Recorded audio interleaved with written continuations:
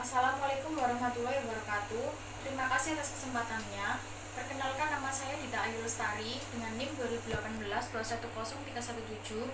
Di sini saya akan menjelaskan proposal metodologi penelitian dengan judul Analisis Pengaruh Kinerja Keuangan dalam Memprediksi Financial Distress pada Perusahaan Keuangan yang Go Public di Bursa Efek Indonesia. Yang pertama, saya akan menjelaskan mengenai kerangka konseptual. Kerangka konseptual pada penelitian ini yaitu yang pertama, profitabilitas berpengaruh negatif dan signifikan dalam memprediksi financial distress. Semakin besar profitabilitas suatu perusahaan, maka semakin kecil perusahaan mengalami financial distress. Yang kedua yaitu likuiditas berpengaruh dalam memprediksi financial distress. Semakin besar likuiditas perusahaan, maka semakin kecil perusahaan bisa mengalami financial distress. Yang selanjutnya yaitu leverage. Leverage berpengaruh positif dan signifikan dalam memprediksi financial distress pada perusahaan. Semakin rendah rasio hutang, maka semakin bagus kondisi perusahaan. Yang kedua yaitu saya akan menjelaskan mengenai hipotesis penelitian. Hipotesis yang akan diuji pada penelitian ini yaitu yang pertama, profitabilitas ROA dan ROE berpengaruh negatif dan signifikan dalam memprediksi financial distress pada perusahaan. Yang kedua yaitu likuiditas current ratio berpengaruh dalam memprediksi financial distress pada perusahaan. Yang ketiga yaitu leverage berpengaruh positif dan signifikan dalam memprediksi financial distress pada perusahaan. Yang selanjutnya yaitu saya akan menjelaskan mengenai variabel penelitian. Variabel penelitian pada penelitian ini yaitu variabel independen dan variabel dependen. Variabel independen atau variabel bebas merupakan variabel yang mempengaruhi atau yang menjadi sebab atau timbulnya variabel dependen atau variabel terikat. Variabel independen pada penelitian ini yang pertama yaitu profitabilitas. Profitabilitas adalah rasio yang digunakan untuk mengukur kemampuan perusahaan untuk mendapatkan laba atau profit dari pendapatan terkait dengan penjualan aset dan ekuitas. Profitabilitas dalam penelitian ini dihitung menggunakan return on asset atau ROA dan return on equity atau ROE. ROA merupakan pengembalian atas aset yang digunakan untuk menghasilkan pendapatan bersih perusahaan. ROA dapat dihitung dengan rumus laba bersih dibagi dengan total aktiva. Yang selanjutnya yaitu ROE. ROE merupakan rasio yang digunakan untuk mengukur kemampuan suatu badan usaha dalam menghasilkan laba dengan bermodalkan ekuitas yang sudah diinvestasikan pemegang saham. ROA dapat dihitung dengan rumus laba bersih dibagi dengan total ekuitas. Yang selanjutnya yaitu likuiditas. Likuiditas merupakan rasio yang digunakan perusahaan untuk memenuhi kewajiban jangka pendeknya yang akan jatuh tempo. Likuiditas dalam penelitian ini dihitung dengan menggunakan current ratio. Current ratio yaitu rasio yang digunakan untuk mengukur kemampuan perusahaan dalam membayar kewajiban jangka pendeknya dengan menggunakan aktiva atau aset lancar yang dimilikinya. Current ratio dapat dihitung dengan rumus aktiva lancar dibagi dengan utang lancar. Yang selanjutnya yaitu leverage.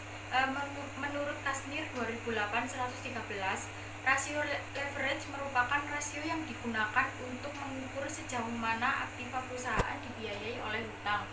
Leverage dalam penelitian ini dihitung dengan menggunakan debt to total asset ratio atau DAR dan debt to equity ratio atau DER. Menurut Kasmir 2010-156, DAR merupakan rasio utang yang digunakan untuk mengukur perbandingan antara total utang dengan total aktiva. Rasio DAR ini dapat dihitung menggunakan rumus total utang dibagi dengan total aset. Menurut Syamsuddin 2019-54 menyatakan bahwa rasio DAR adalah rasio yang digunakan untuk mengukur berapa besar aktiva perusahaan yang dibiayai oleh kreditur. Dapat dihitung dengan rumus total utang dibagi dengan total ekuitas. Yang selanjutnya yaitu variabel dependen. Variabel dependen pada penelitian ini yaitu variabel dependen atau variabel terikat merupakan variabel yang dipengaruhi atau yang menjadi akibat karena adanya variabel bebas. Menurut Sugiono 2013-64, dalam penelitian ini yang merupakan variabel terikat yaitu financial distress. Variabel ini menggunakan variabel dummy dengan pengukuran 1 merupakan financial distress dan 0 merupakan non financial distress. Yang selanjutnya yaitu sampel. Sampel dalam penelitian ini yaitu yang pertama, perusahaan keuangan yang go public di Bursa Efek Indonesia periode 2016 sampai dengan 2020. Yang selanjutnya yaitu data yang dibutuhkan sudah tersedia dengan lengkap dan menerbitkan laporan keuangan selama tahun 2016 sampai dengan 2020. Yang selanjutnya yaitu perusahaan dikatakan mengalami financial distress jika selama 2 tahun berturut-turut mengalami laba bersih operasi negatif. Karena kriteria ini menunjukkan bahwa perusahaan sedang mengalami penurunan keuangan atau kerugian. Sedangkan perusahaan yang tidak mengalami laba operasi negatif selama 2 tahun berturut-turut tidak dikategorikan sebagai perusahaan yang mengalami financial distress. Yang selanjutnya yaitu saya akan menjelaskan mengenai teknik pengambilan sampel. Teknik pengambilan sampel pada penelitian ini yaitu menggunakan purposive sampling. Purposive sampling adalah salah satu teknik sampling non-random sampling di mana peneliti menentukan pengambilan sampel dengan cara menetapkan ciri-ciri khusus yang sesuai dengan tujuan penelitian sehingga diharapkan dapat menjawab permasalahan penelitian. Yang selanjutnya yaitu saya akan menjelaskan mengenai metode pengumpulan data. Teknik pengumpulan data yang digunakan dalam penelitian ini yaitu studi kepustakaan. Penelitian dengan menggunakan studi kepustakaan ini dilakukan dengan mempelajari literatur yang berupa jurnal penelitian, penelitian terdahulu, dan mencari informasi melalui media elektronik dan sumber-sumber lainnya yang berhubungan dengan topik yang akan diteliti.